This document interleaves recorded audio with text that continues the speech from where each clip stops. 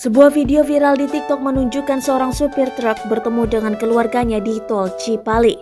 Awalnya video menunjukkan seorang remaja laki-laki duduk di dekat pembatas jalan Tol Cipali, tulis akun @sonia_daini sebagai keterangan TikTok Senin 4 Oktober 2021.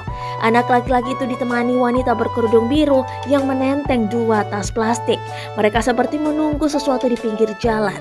Tidak lama, sebuah truk berhenti tidak jauh dari mereka. Wanita itu kemudian menghampiri mobil tersebut.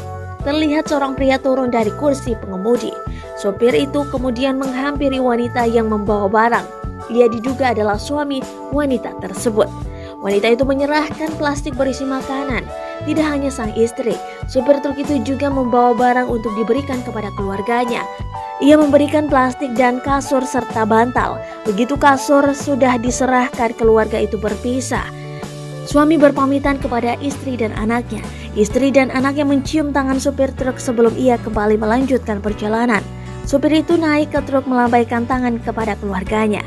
Truk itu kemudian melaju pergi meninggalkan sang istri dan anak di belakang. Pertemuan itu berlangsung singkat, namun momen tersebut membuat netizen terharu. Video itu sudah ditonton sebanyak 1,9 juta kali. Terima kasih sudah nonton. Jangan lupa like, subscribe, dan share ya.